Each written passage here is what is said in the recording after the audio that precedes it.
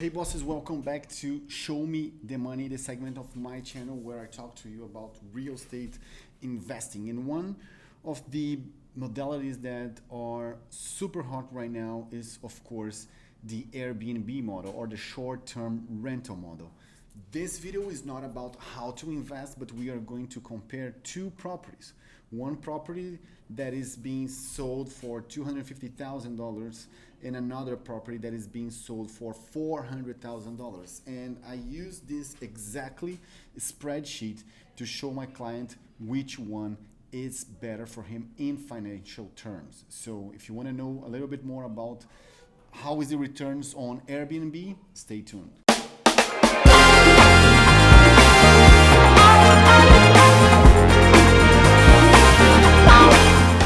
Recently, one of my clients, he was approved for a $500,000 purchase of a property, and he asked me, "Hey Daniel, I was approved. Here is my approval letter from the bank. However, I don't feel like getting into a $500,000 debt, so I think I'm going to buy a smaller property."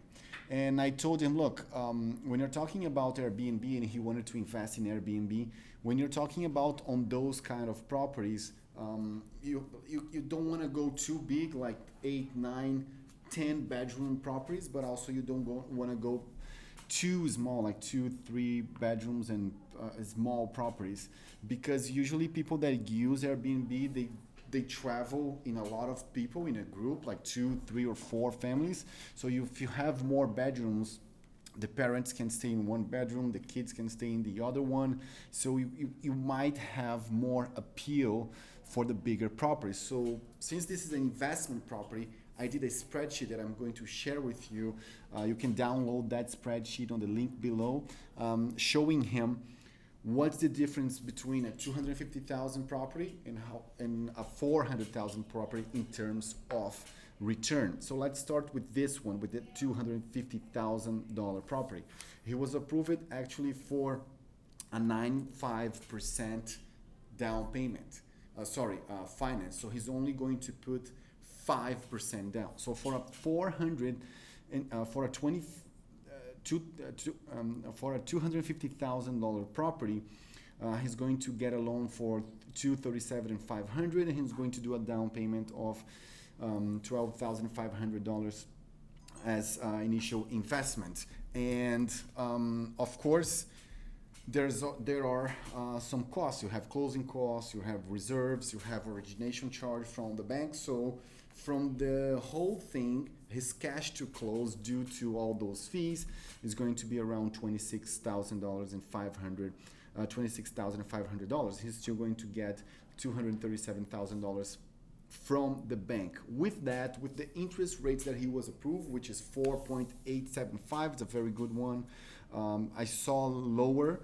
He has a good credit, but if you have more conditions, you can get a lower interest rate. For 30 years, his monthly payment is going to be $1,200, just over $1,200, plus the insurance, $166. There's no HOA because it's a standalone single-family home, and you have the property tax, another $400 per month. So based on that, I checked the location where this property is, and I checked on Airbnb how much the rate was, and the average rate there was $170 per day. So the average occupancy rate in Orlando is 85%. I'm going to be a little bit more conservative. I'm going to put 75% occupancy rate. So you still have a 25% breakdown, or a 25% of the time that you're not going to rent. Basically, from the 4 weeks of the month, you're going to rent 3 and 1 is going to be available.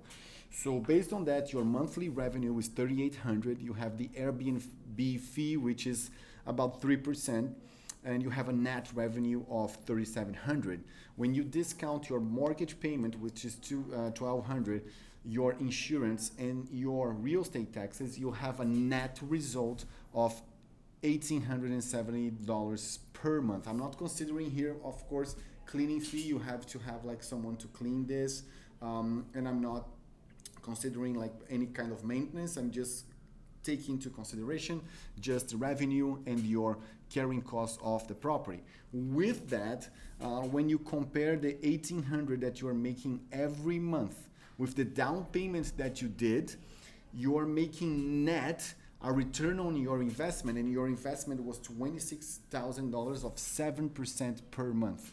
Even if you have a cleaning fee, like you spend $200 per month, let's put this here, management fees, which is usually, I'm gonna put cleaning fee, I'm going to put about $500 per month in cleaning, and let's see how this performs. You still have 5% per month return, 5% over the $26,000, and meaning that's free, that's cash flow, that's free cash flow for you. You're making enough money to pay your mortgage, you're making enough money to pay your insurance, your real estate tax, and even a cleaning fee, and you're still making $1,300 per month of net cash flow. That's a very good investment, 5% return. That's for a $250,000 house. Let's check the $400,000 house. I'm going to use the same parameters for this property as the other one, 95% finance, 5% down. You have all the closing costs and everything. The cash to close is $42,000. Have the same interest rates, the same amortization in 30 years. The monthly payment here now is $2,000. So that's the first thing you need to know. You went from $1,200 to $2,000. That's about $950. $750 more in mortgage, but just $750, and you're going to see that. The insurance is about the same. It's about $2,000 per year for a house this size, and you have the real estate taxes about 2%. This kind of property, you're going to have a average rate of $350 per day, because this is a 5-bedroom house. With the same occupancy rate of 75%, you're making a gross $78, almost $8,000 per month. You take the Airbnb fee, you have a net revenue of $7,600. You take the monthly payment from your mortgage, you take the insurance, you take the real estate taxes, and you take the cleaning fee out. Let's say here you spend a little bit more. You spend $800 instead of $500, because it's a bigger house. They are going to charge you a little bit more. You're still making almost $4,000 per month. That's a 9% per month in your cash to close, meaning the money that you actually use it to buy this house, which was $42,000. So not only this kind of investment is going to pay for all your costs, is going to pay for even your mortgage, is still going to return a free cash flow investment for you. So that's a pretty good investment, and that's why people are loving to buy Airbnb. You need to buy Airbnb in areas there's a lot of tourists, like Orlando, some areas of Miami, because Miami Beach you cannot do short term. Fort Lauderdale is good, Tampa is good. So like cities that have a great attraction for tourists, and with this kind of property you can pay for your real estate, like the real estate is paying itself for you. You can use it whenever you want. Of course, when you use it, you're not making money, but nevertheless, if you make enough money to pay for itself, you can just use it, and you get a great return with a real estate property as a collateral. So that's why a lot of people are looking for Airbnb. And when you look at things, of course, you have double of the cash to close here. In the first one, you had to put $26,000 down, which is not terrible. Like the return is super good, also is 5%.